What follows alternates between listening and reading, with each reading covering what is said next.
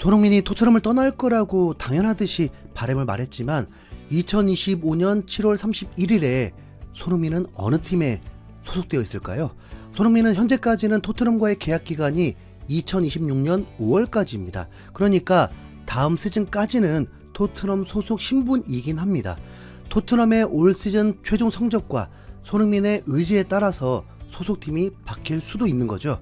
토트넘에서 최근 아스날과의 프리시즌 경기가 홍콩에서 열린다는 소식을 전했는데, 전부터 막상 프리시즌 경기들을 보니까 후보 선수들 잔뜩 출전시키고 잔치상에 먹을 거 없는 광경을 많이 봤다 보니까 라이벌전이라 할지라도 특별히 기대가 되진 않는데요.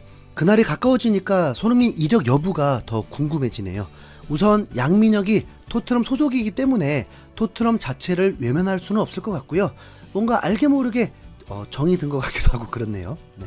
선수의 이적은 무슨 일이든 일어날 수 있습니다. 케인은 토트넘을 떠날 때 개막 일주일 전에 합의가 이루어지면서 뮌헨으로 떠났었죠. 케인이 떠났을 때 토트넘 팬들은 동요되진 않았습니다.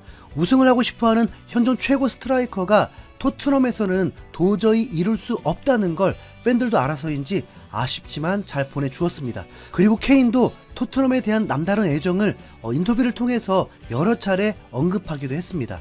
선수가 팀에서 좋은 활약을 하다가 떠나면 무조건 이렇게 행복하게 보내주는 건 아닙니다. 최근 리버풀 상황을 보면 시즌 중인데도 불구하고 알렉산더 아놀드가 레알 마드리드와 이적을 합의하면서 논란이 되고 있는데, 파브리치오 로마노 기자는 알렉산더 아놀드와 레알은 점점 가까워지고 있다. 레알의 공식 계약 제안서는 알렉산더 아놀드 측에 전달됐다. 거래의 세부 사항에 대한 논의가 진행 중이며 모든 당사자는 거래를 성사시킬 수 있다는 자신감에 차 있다. 영국 공영방송 BBC 또한 아놀드의 레알 이적 가능성을 보도했고, 영국 스카이 스포츠에서 활동하는 사시아 타볼리에리 기자는 더 구체적으로 알렉산더 아놀드의 에이전트는 마침내 개인 조건에 합의했고 올해 7월 1일부터 시작해 5년 계약이다. 레알이 제안한 연봉은 1,500만 유로에 달할 수 있으며 매력적인 보너스와 합리적인 이적료만큼의 계약금도 포함될 수 있다. 지난 1월에는 알렉산더 아놀드와 레알의 개인 조건 합의가 이루어지지 않은 상태였는데 이제 끝났다. 최근 몇 주 안에 원칙적 합의가 이루어졌고 리버풀에 거듭된 재계약 협상 시도에도 희망은 사라졌다라고 보도되었습니다. 손흥민은 실행에 옮기지 않았지만 계약 기간이 6개월 남았을 때 보스만 룰이 적용되면서 합법적으로 구단과 선수 간의 딜이 가능하다는 것을 아놀드는 그대로 적용을 한 듯합니다. 이 소식이 전해지자 어떤 팬은 아놀드의 유니폼을 불태워버리는 영상을 올리기도 했습니다. 그리고 리버풀이 우승할 때 퍼레이드에 아놀드가 있어서는 안 된다면서 매우 부정적인 분위기였습니다. 섬뜩하죠. 아놀드는 리버풀 훈련 영상에서 동료들과 그냥 지나쳐버리는 냉랭한 분위기를 보이기도 한 것 같더라고요. 네. 아놀드의 상황에 대해서 루니는 아놀드가 비난받을 이유가 없다고 했고, 또한 자신도 맨유를 떠날 계획을 세웠지만 잔류했었다라면서 리버풀에 남을 가능성을 완전 배제할 수 없다고 했고, 시어러는 아놀드가 이렇게 비판을 받는 건 감독과 구단의 책임이라면서 선수를 옹호하기도 했습니다. 아놀드는 리버풀의 에이스이면서 잉글랜드 국가대표 선수입니다. 그를 원했다면 더 일찍 붙잡고 재계약을 했어야 했다 이거죠. 네. 근데 아놀드뿐만 아니라 살라와 반다이크와도 재계약을 안 하고 있는 중입니다. 네. 리버풀만의 계획이 있나 보죠. 토트넘도 계획이 있나 보죠. 네. 프리시즌 불 런던 더비에 손흥민이 함께하는 걸 계획하고 있을까요? 네. 우선 많은 팬들이 손흥민이 이적하길 원하시니까 최소한 유니폼을 불태우고 그러는 분은 없겠죠. 지금 우리는 손흥민이 말년에 우승도 하고 행복 축구를 하길 바랄 뿐입니다. 올 시즌 남은 시간에 손흥민이 원하는 행복 축구는 뭐 있겠습니까? 14경기 다 승리하면 그게 행복 축구죠. 네. 14경기 다 승리하면 유로파 리그는 우승이고요. 리그 9경기 승리면 승점 27점이니까 최종 승점 61점으로 잘하면 10위 안에는 들지도 모르겠습니다. 2022-2023 시즌 8위보다 순위는 더 떨어지는 거죠. 그럼에도 불구하고 축제 분위기가 되겠죠. 그림은 매우 좋을 거예요. 손흥민이 중앙에서 트로피를 들어 올리면서 그 세레모니를 할 테니까요. 근데 유로파 리그 우승했다고 카퍼레이드 하진 않겠죠. 네. 대부분 들려오는 소리는 토트넘은 절대 우승할 수 없다라고 말합니다. 전문가들도 8개 팀들 중에 토트넘 우승을 3번째로 보고 있습니다. 근데 그 확률 차이는 크진 않습니다. 토트넘이 4강까지는 갈 것으로 보고 있으면서 결승에서 우승은 아틀레틱 빌바오 혹은 맨유로 보더라고요. 유로파리그 8개 팀 중에서는 토트넘이 스쿼드 밸류가 가장 높은데도 불구하고 우승 확률이 3위라는 것은 선수의 문제가 아니라 감독의 문제라고 봐도 이견은 없을 것입니다.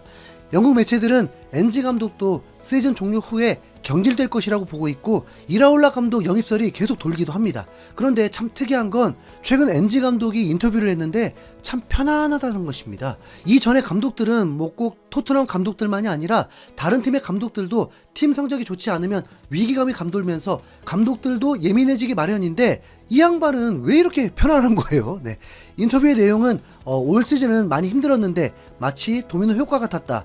유럽 대회 일정까지 늘어난 걸 조금 얕봤던 것 같고 이미 개막하기 전 프리시즌에 선수들이 온전히 쉰 시간이 부족한 상태에서 시작을 너무 세게 들어갔던 것도 문제였던 것 같다고 했습니다. 그리고 우승에 대한 자신감이 정말 넘쳤는데 로메로와 반더벤이 함께 돌아오면 확실히 나아질 거라고 했습니다. 그리고 로메로와 반더벤을 동시에 잃었던 첼시언이 컸나 봅니다. 돌아보니 그때 더 조심했어야 했다는 후회가 조금 있는 듯 합니다. 로메로가 논란을 일으켰던 재활 문제는 토트넘은 선수 출전 여부를 결정할 때 팀 닥터, 재활 트레이너, 코치, 선수 감독까지 모두 의견을 내서 판단을 한다고 합니다. 클루세스키의 복귀도 의외로 좀 시간이 걸릴 수도 있을 것 같네요. 네. 앞서 언급했던 토트넘 스쿼드 밸류가 유로파리그에서 가장 강력함에도 우승 후보 1순위가 아닌 이유가 혹시 궁금하지 않나요? 네. 아니 이미 다 알고 있는 부분이겠죠. 토트넘이 정말 아무리 좋은 스쿼드를 갖췄다고 해도 상대가 바보가 아닙니다. 토트넘의 단점을 이미 알고 있어요. 토트넘이 아무리 공격적으로 나간다고 해도 상대가 토트넘 약점을 파악하면서 밀집 수비를 선택한다면 토트넘은 뚫어내는 것도 어렵고 밀집 수비를 타파할 다른 전술이 없기 때문입니다. 오히려 상대 역습에 더 약한 토트넘이었죠. 밀집 수비를 깨트리는 건 어떤 강팀들도 쉽지 않은 겁니다.